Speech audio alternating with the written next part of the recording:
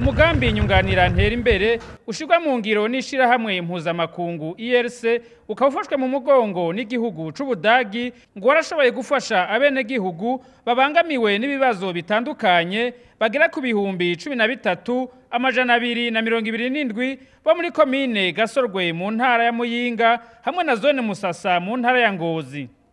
Muri abo hakaba harimwo n'abo makambi y'impunzi z'abakongomani ya Kinama na Musasa.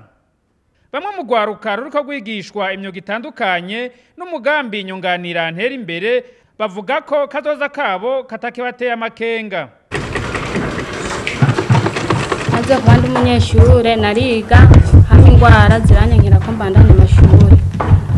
Turiga gushona ubu ndamaze kumenya bike bike muri kazoza nipfuza ko tuzafashanya n'umugabo wanje tugahuriza hagati.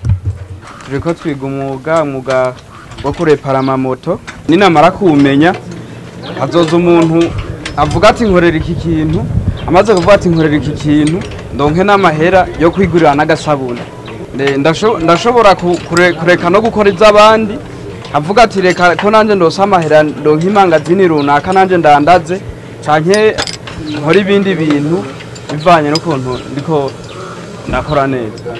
Huye mu nkambi ya Kinama arandi umurefije. Uyu mwuga uzadufasha gutera imbere. No mu gihe usanze ngiye kurongorwa twofatikanya n'umugabo wanje gukora ikintu runaka kugira dushike kuco dukeneye.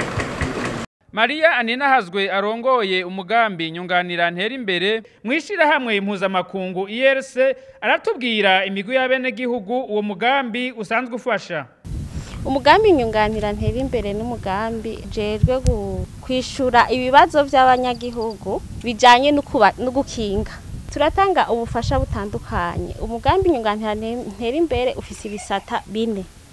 Igisata ca mbere kijejwe abakenyezi, igisata kijejwe abana, igisata kijejwe abantu bakeneye ubufasha bwiharije, hama n'igisata kijejwe gutanga uburyo.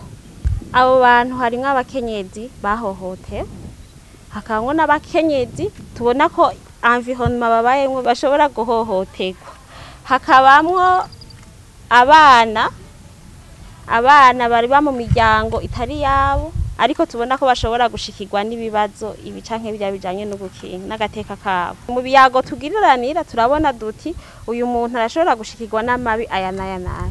Nk'akarorero nk'umukobwa yatwariye inda iwabo, nk'uyo mukobwa ntataba arashikirwa n'amabi turashobora kubona ko ikibano gishobora kumuhohotera mu kumwigiza kure canke mu kumufata uko atari. Turashobora kubona duti umufakazi ntatarashikirwa n'ibibazo arashobora gushikirwa n'ibibazo turavye ukuntu umuryango uri kuramufata umuryango waho yabiriwe.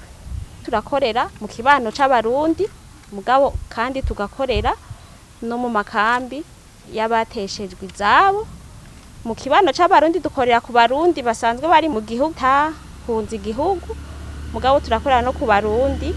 Haruhande y'Urwaruka rusanzwe rufashwa n'uwo mugambi, uwo mugambi urafasha kandi n'abarundi bahungutse. Umuntu yari yankungiye muri Tanzania mu nkambi ya Nduta abana aripfuje gusubira mu gihugu cy'u Burundi. Abana ashitse ngaha ku tariki 15 z'ukwezi k'umunani 2024. Ubwa mbere barampereye umwana amakake ya uniforme y'ishuri, amakaramu 4, amakaya 3, birato vy'umwana, irati, nibase, n'ikidumu cyo kuvomesha amazi. Mu nyuma yaho barashoboye kumpereza amafaranga angana ibihumbi 335. Turashoboye kugura mu mpene iraki zibiri. Dusubira candagura mu mbata zitatu, inkoko zibiri z'ibihumbi 60. Ndagura n'isaki mo y'ibihumbi 40. Ayandi nayo asigaye turashobora kugura mu imbuto yo guteragira n'akabu ko kugira ngo umwimbu uzoshobore kugenda neza. Umugambi nyunganira nterimbere ndawuzi cyane gose kubera waranshikiriye mu aho nsanzwe ntuye kuvaho mviriye mu nkambi ya Nduta. Mu kwezi kwa12 niho twahura n'umugambi nyunganira nterimbere uramfasha amafaranga angana n'ibihumbi 335. Ico nabikuyemwo ni intungwa mubona sigaye ntunze kugira ishobore kumfasha mu kundonsha umwavu. Mwayo mafaranga nyene narakuyemwo n'udukwavu dutatu kugira natwo nyene tunyunganire ku mwavu, ndongera nkuramwo n'udukoko. Ibi bintu mubona tuvyita ko ari ibizuku, navyo nyene biri mu vyavuye muri ya mafaranga nahabwa, kubera yuko hariho udukoresho ntari nsanganywe nagiye kurondera mu soko kugira nshobore gukora ibi bizuku. Ntibizana imyotsi myinshi aho ngo vyirabuze ngo amasafuriya, eka ni nka kurya kw'amakara asanzwe bakora mu biti. Umupfasoni Claudine Nsengiyumva arongoye ikambi y'impunzi z'abakongomani ya Kinama muri komine ya Gasogwe arashima intererano y'umugambi nyunganira nterimbere. Umugambi nyunganira nterimbere umugambi mwiza cyane uriko urafasha cyane gose ku bijanye n'ubuzima bw'impunzi, urunganira bamwe mu Urwaruka ukabigisha imyuga. Turabahimiriza cyane kubyaza umusaruro iyo migambi bariko barahabwa, kuko uhereye ku kintu sico kimwe n'utanguriye ku busa. Aho nyene muri komine ya Gasogwe umugambi nyunganira nterimbere urafasha no mu gisata c'ubutungane mu kuronsa abashingwa manza abafise imanza mu masentare basanzwe bafise amikoro make. Uratanga kandi inyigisho kubahuza, ukanafasha no mu gushigikira ibikorwa vya sentare y'intango ya Gasogwe. Twebwe abantu bato biratugora cyane gose kugira uronka umwavuka, tukaba twafashijemo n'uyu mugambi nyunganira nterimbere.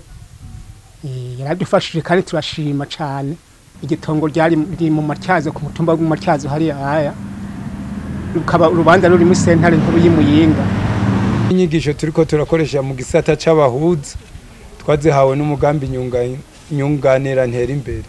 Barashoboye kutwereka ingene amasentare agenda asumbasumbana.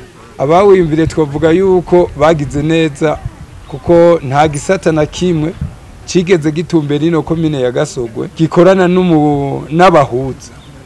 Uyu mugambi nyunganira nterimbere ni wo waje wonyene, ni wo umaze kuduha inyigisho. Waratanze inyigisho ku bahuza bo ku mitumba, baratanga inyigisho ku gitabo cerekeye ivyingo n'imiryango, kuko basanzwe bari mu bakira amatati yo mu kibano bakanayatatura.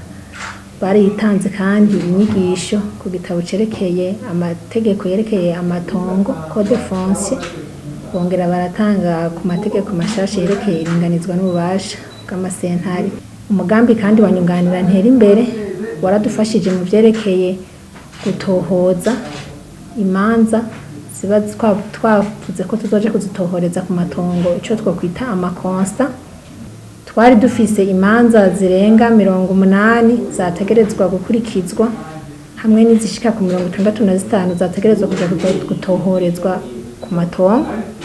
Baradufashije mu mitumba 29 isanzwe iri muri komine Gasogwe, yose twarayishitseko kandi twarakoze imanza zitari zike. Ubu twovuga yuko nko mu manza izo 80 n'izindi twari tuvuze yuko zategerezwa gukurikizwa, twarashoboye gukurikiza imanza zishika ku 60. Mu zategerezwa gutohozwa nazo izo twavuga amakonsta harashoboye gukorwa 16 mu mwaka wa 2024 n'izishika 23 muri uno mwaka. Barashoboye no kudusahiriza mu bikoresho, kuduha impapuro n'ibindi bikoresho bikenerwa muri sentare. Umugambi nyunganira nterimbere ngo ntiwasize inyuma no gufasha imboneza mu kibano zisanzwe zitaho agateka k'abana. Umugambi nyunganira nterimbere waje wunganira imboneza zo mu kibano mu ngorane zari zisanzwe zidushikira. Iyo bishitse hakagira abaje batwitura, ugasanga twebwe ubwacu ntidushobora gutora inyishu z'ibibazo bafise, twaca tuba transfera muri iryo shirahamwe IRC muri uwo mugambi. Hanyuma rero bamwe muri bo bagize amahirwe bagashobora kuronka ubufasha, nk'ubufasha bujanye na uniforme ku bana b'abanyeshuri. Bamwe biba vyashitse bagacagurwamwo mu baje batugana. Hanyuma ndabonamwo ibikoresho vy'ishure nk'amakaye, amakaramu, ibikoresho vyo mu nzu mu bijanye n'isuku, amabase, amabido, indobo, n'ibindi iruhande yo kubashimira tukabasaba ko babandanya kuko abagira ikibazo mu kibano si bake baguma bariho. Aha mwomenya ko umugambi nyunganira ntera imbere ufashwe mu mugongo n'igihugu c'Ubudagi uzorangira mu kwezi kwa gatanu kuno mwaka w'2025.